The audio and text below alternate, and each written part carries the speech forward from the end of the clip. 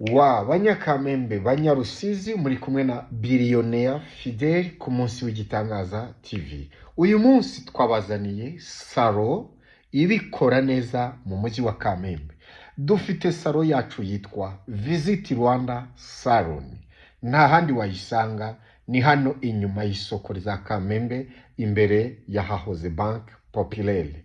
Muri iyi nzu nshyashya hariyo salo ifite isuku, ifite fasheri, barakogosha ukagubwa neza.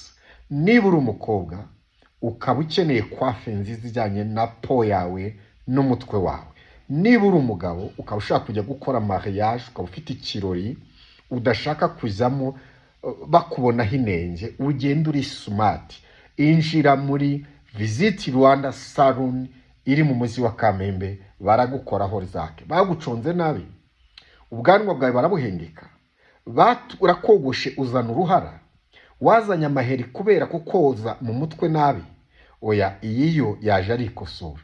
Nanjye njyayo bakabinkorera bigatinda. Abana, ababyeyi, abapapa, abazungu, ni ku giciro cyiza nta handi wagisanga, kandi isuku ni isoko y'ubuzima barayisangamo.